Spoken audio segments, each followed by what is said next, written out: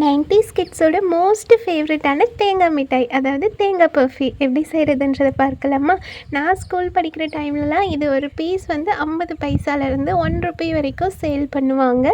சாப்பிட செம்மையாக இருக்கும். இப்போ வந்து நம்ம இதை ஈஸியாக வீட்டிலேயே செஞ்சுக்கலாம். இதை செய்கிறதுக்கு வந்துட்டு 2 தேங்காய் எடுத்துருக்கேன். அதை நல்லா துருவி வச்சுக்கலாம். கொஞ்சமாக ஏலக்காய் எடுத்து சர்க்கரையோடு சேர்த்து பொடிச்சு வச்சுருக்கேன். இப்போது 2 கப் தேங்காய்க்கு 1 கப் அளவுக்கு சர்க்கரை எடுத்து ஸ்டவ் ஆன் பண்ணி ஒரு வானல் வச்சு அது நல்லா சூடான பிறகு இந்த சுகரை ஆட் பண்ணிவிட்டு கொஞ்சமாக வாட்டர் ஆட் பண்ணி நல்லா கொதிக்க விட்டுறலாம். இது வந்து ஒரு கம்பி பதம் வரணும். நீங்கள் நிறைய தண்ணி ஊற்றுனீங்கன்னா ரொம்ப நேரம் கொதிக்கும். கொஞ்சமாக ஊற்றுனீங்கன்னா டக்குன்னு சுகர் வந்து டிசால்வ் ஆகி அப்படியே ஒரு கம்பி பதம் வரும். இந்த வீடியோவில் செக் பண்ணியிருக்கேன் பார்த்தீங்களா? இந்த மாதிரி ஒரு கம்பி பதம் வந்த உடனே நம்ம துருவி வச்சுருக்க தேங்காயை சேர்த்து இதை நல்லா மிக்ஸ் பண்ணிக்கலாம்.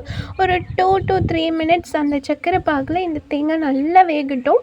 இப்போ பார்த்தீங்களா, சூப்பராக வந்துட்டு ரெடி ஆகிட்டுருக்கு. இந்த டைமில் நம்ம வீட்லேயே ரெடி பண்ண கீ ஒரு ஸ்பூன் ஆட் பண்ணி அதை நல்லா மிக்ஸ் பண்ணிக்கலாம். இப்போ இன்னுமே வந்து திக்காக ஸ்டார்ட் ஆயிடுச்சு. இந்த டைமில் நம்ம அரைச்சி வச்சுருக்க ஏலக்காய் இருக்கு இல்லையா, அதையும் சேர்த்து நல்லா மிக்ஸ் பண்ணிக்கலாம். இந்த வானலில் நம்ம ரெடி பண்ண இந்த தேங்காய் பாகு நல்லா சுருண்டு வரும். அந்த டைமில் ஒரு பிளேட்டில் ஆயில் அப்ளை பண்ணி இந்த தேங்காய் மிக்சர் இருக்கு இல்லையா, அதை வந்து பிளேட்க்கு ட்ரான்ஸ்ஃபர் பண்ணி இந்த மாதிரி நல்லா ப்ரெஸ் பண்ணி வச்சுக்கலாம்.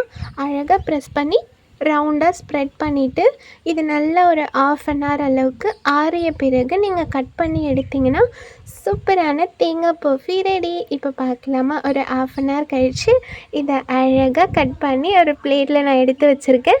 இதை நீங்கள் வந்துட்டு வெளியவே வச்சு 10 days வரைக்கும் ஸ்டோர் பண்ணிக்கலாம். இல்லை ஃப்ரிட்ஜில் வைக்கிறீங்கன்னா ஃப்ரிட்ஜ்லேயும் வச்சுக்கலாம். பட் கொஞ்சம் ரஃப்பாக இருக்கும். வெளியவே வச்சிங்கன்னா இந்த சாஃப்ட்னஸ் அப்படியே இருக்கும்.